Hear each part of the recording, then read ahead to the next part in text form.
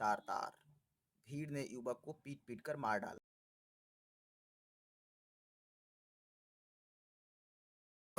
बाबर के पिताजी मुनीर खान हैं, उससे जानने का प्रयास करेंगे कि क्या मामला हुआ था, बताइए विस्तार से। वही मामला हुआ कि वो तार ठीक करने के लिए गया और गाड़ी पीछे से बाइक से टेम्पू से मारा बाइक में, वो एक मिस्त्री का पैर डैमेज हो गया। उसके पीछा करके वो आ गया लाइन का ढाला का इस पार गुमटी का। उसके घर नज़दीक था, ये लोग को कोई पता नहीं था। वो लोग इस पर हमला करके मारपीट किया और हमारे लड़का को मर्डर कर दिया। आपको जानकारी कब मिली थी?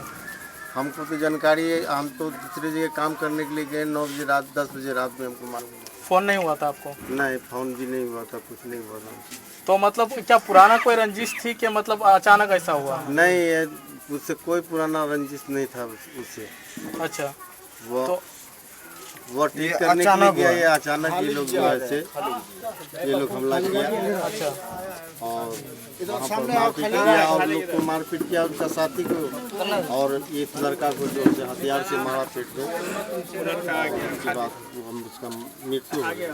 सुनने को मिला कि जिसने ये काम किया वह क्रिमिनल माइंडेड है। हाँ, वह क्रिमिनल माइंडेड का आदमी है और वो पिया हुआ भी था। अच्छा, और यही हमको जानकारी मिला। उसके बाद फिर पुलिस की क्या प्रक्रिया रही? पुलिस ने क्या किया? पुलिस जाकर के बाद में जब लड़का लेकर के मेडिकल ले गया, वहाँ जाकर के देखते हैं तो उस समय तक तो कुछ नहीं, वही दवा दारू लिखा पड़ी, मतलब केस की तैयारी करने लगे। जब आदमी का पढ़ाई मिला तो बाद में मालूम हुआ कि 2 आदमी को गिरफ्तार किए हैं और उसके बाद तो अभी कहीं कुछ नहीं किए। बाबर किस प्रवृत्ति का था, मतलब पढ़ने लिखने में और परिवार में उनका सहयोग? वो जो है से लड़का हमारा MBA कर रहा था, BA ग्रेजुएशन करके वो MA में जाने वाला था। और उसकी पूरा हर चीज़ का तैयारी था। और हम लोग तो गरीब आदमी हैं, मेहनत करके उसको पढ़ाते थे। पढ़ने में लड़का अच्छा था, उसके बाद जो है ऐसा हादसा हो गया। सरकार से और प्रशासन से क्या उम्मीद है? अभी तो कोई उम्मीद नहीं समझ रहे हैं। क्या मांग कर रहे हैं आप? मांग क्या करेंगे, हमारे तो लड़का का मर्डर करिए दिए हैं वो लोग और हम तो गरीब इससे हैं। अब जो हो सरकार का अच्छी विचार। हमसे बात करने के लिए खालिक है। इंतकाल किया वो मेरा दोस्त मोहम्मद बाबर। अच्छा, और हम लोग वोटिंग आए हुए थे। अच्छा, और मैं खुद पढ़ाई कर रहा हूँ, बीटेक कर रहा हूँ पूर्णिया MIT से। अच्छा, और वोटिंग के लिए हम लोग एक दिन पहले ही घर आए हुए थे। तो जिस रात को घर आए उस रात को जो ना काफ़ी अपना सीमांचल एरिया में तूफान व बारिश हुई, जिसके कारण से हम लोग के एरिया की लाइन ख़राब हो चुकी थी। और हम लोग जब आए तो हम लोग अपने स्कूल तो देखें क्या व्यवस्था वगैरह है। तो अंकल हम लोग को बोले कि तुम लोग थोड़ा सा लाइन पे पहल कर दो। और कुछ प्रोजेक्टिंग ऑफिसर सब आए हुए हैं, ये परेशानी की माहौल बनेगा, लाइन तो उसकी ख़राब है। तो हिसाब से बात हुई, बोले कि मेरा मिस्त्री गया हुआ है, कुछ आप लोग गाँव वालों भी सपोर्ट कर दें। तो हम लोग बोले कि चलो हम लोग वो मिस्त्री जो जोड़ते जोड़ते जो शाम हो गई, करीब 3-4 बज गई। मिस्त्री बोले कि भैया आप लोग भी कुछ आदमी आइए सपोर्ट कीजिए, हमको थोड़ा सा राहत मिलेगा और हम जल्दी से जल्दी आज लाइन चालू करवा देंगे सब। तो हम लोग यहाँ से गए जोड़ने के लिए, वो सपोर्ट करने के लिए, उसको इधर उधर हेल्प करने के लिए। शाम तक में सारा काम मुकम्मल हो चुका था हम लोग का। तो हम लोग अपने घर के लिए रवाना हो रहे थे। हम लोग के इधर से एक रास्ता है जाने के लिए, अपना पंचायत में मधेपुरा गांव पड़ता है। तो वहाँ से हम लोग को इधर से आने में जो नज़दीक पड़ता है, शहर होते हुए गांव घर हम लोग का, और इधर से थोड़ा लॉन्ग पड़ता है। चलो शहर होते हुए हम लोग घर पहुँच जाते हैं। मिस्त्री को बोले हम लोग निकलने वाले हैं। इसी बीच में जो है एक ऑटो चालक पीछे से आई और मिस्त्री वाले जो बाइक था उसमें ज़ोरदार धक्का मारा हुआ। और उससे पहले भी सुने में आया कि वो बैठेली में किसी को धक्का मारते हुए भाग रहा था।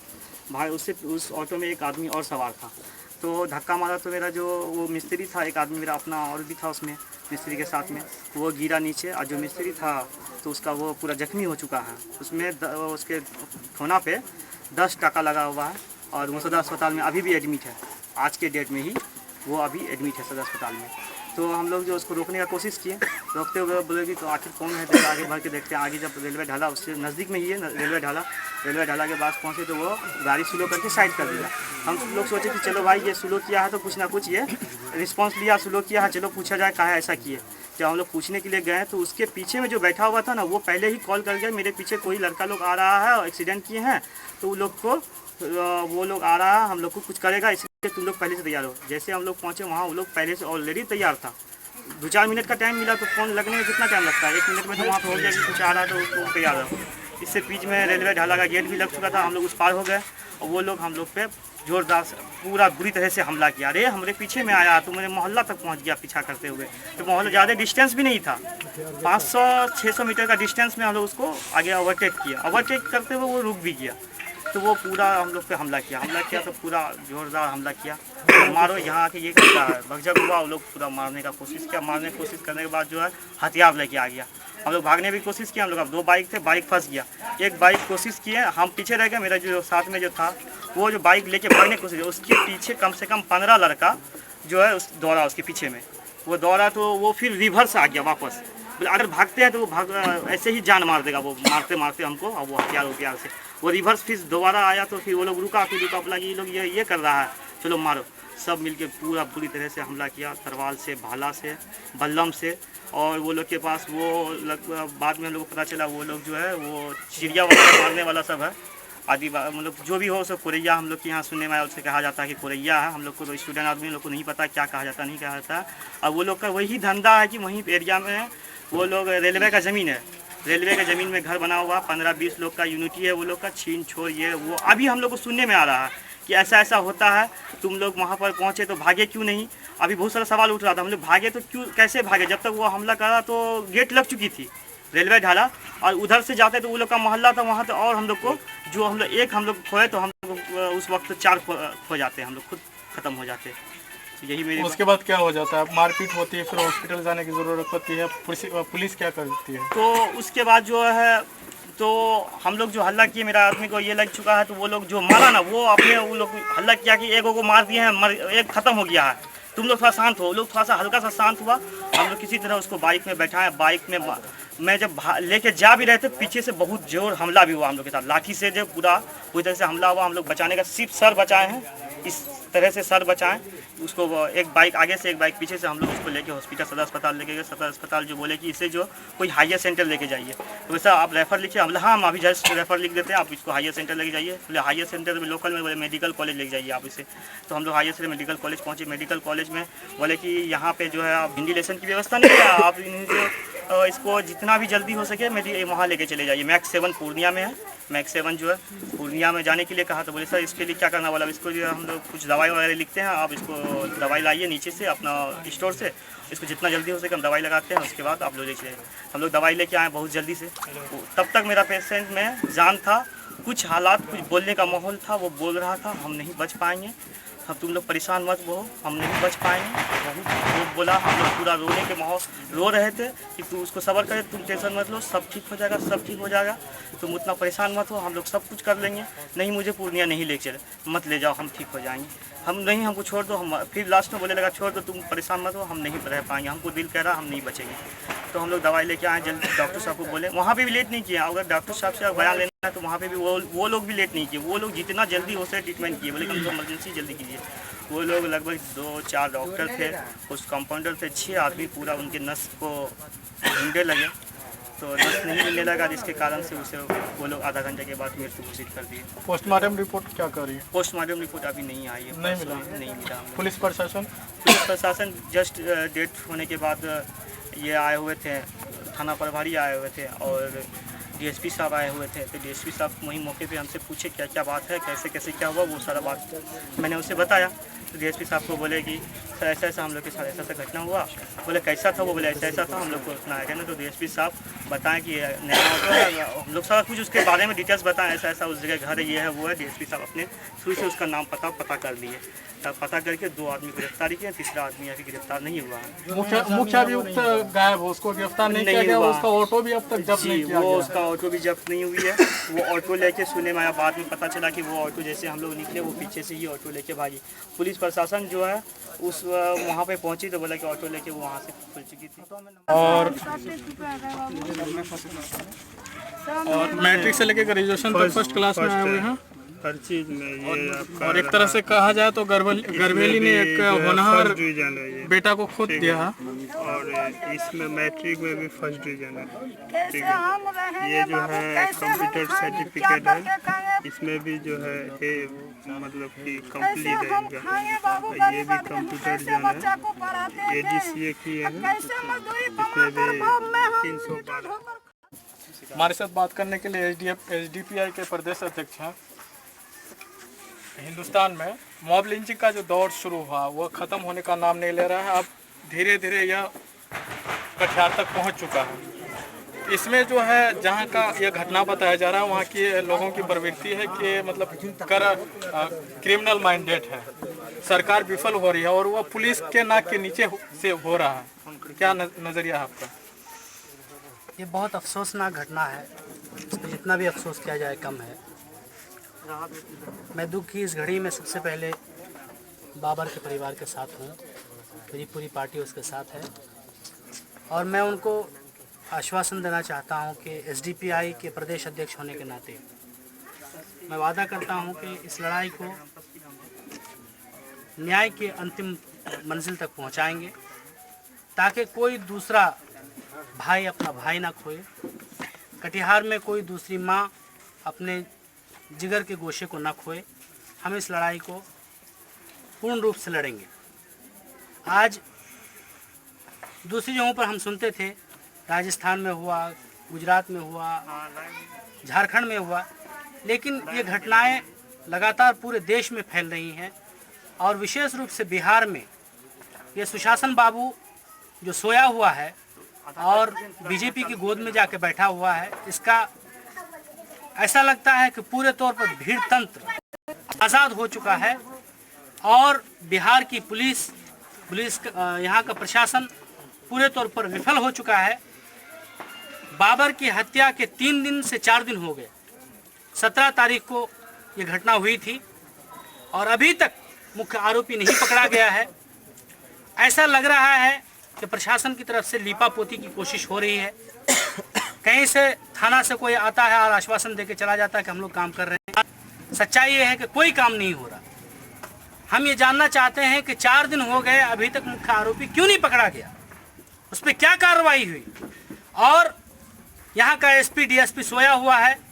हम इसके लिए एक अभियान चलाएंगे, गांव के जन जन को जागरूक करेंगे, समाज को लेकर चलेंगे ताकि आइंदा कहीं किसी भी धर्म के साथ, किसी भी समुदाय के साथ, किसी भी गांव में ये घटना ना हो। हम इसको सुनिश्चित करने के लिए जो भी लड़ाई लड़नी होगी, हम सब लोगों के साथ मिलकर, यहाँ पे हमारे काजिम भाई बैठे हैं जो CPI-ML के साथ हैं और अन्य लोग हैं, यहाँ पे महबूब साहब बैठे हैं जो पॉपुलर फ्रंट ऑफ इंडिया के प्रदेश अध्यक्ष हैं और दूसरे संगठन के लोग भी आए हुए हैं। हम लोग एक साथ एकजुट होकर इस लड़ाई को आगे लेकर जाएंगे और हम चेतावनी देना चाहते हैं सरकार को, चेतावनी देना चाहते हैं प्रशासन को कि आप जितनी जल्दी हो सके इस पर ठोस कार्रवाई करें। और सरकार से हम मांग करते हैं कि ये लड़का एक पढ़ा लिखा लड़का था और कहा जाना चाहिए कि प्रदेश अध्यक्ष महबूब साहब हैं, उनसे ये कहना है जो मॉब लिंचिंग की जो स्थिति है और यह परिवार पूरी तरीके से गरीब है और वही एक आदमी था जो मतलब एक जिम्मेदार होने के नाते परिवार किस तरह से चलता था। क्या डिमांड होगी सरकार से? सबसे पहली बात मैं ये कहूँगा कि आज हमारे बीच में ऐसा एक नौजवान नहीं है जो देश की खिदमत करना चाहता था।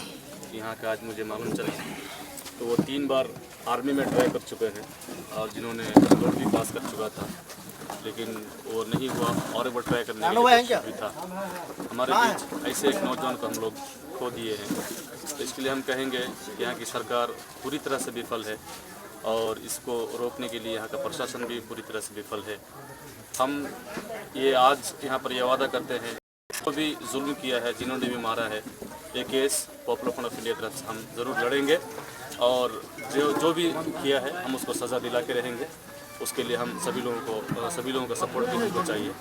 और हम ये कहेंगे कि उनके जो फैमिली है उनकी फैमिली को 25 लाख का मुआवजा दिया जाए और उनके घर में एक नौकरी दिया जाए।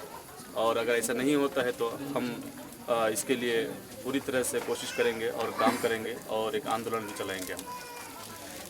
सरकार कितना भी दावा कर ले कि बिहार में सुशासन की सरकार है, लेकिन कटिहार में वो दिखता नज़र नहीं आ रहा है। जो जिन लोगों ने यह घटना को घटित किया है वहाँ की पूरा समाज जो है गलत कामों में लिप्त रहते हैं और यह पुलिस के इसमें होता है, साया में होता है।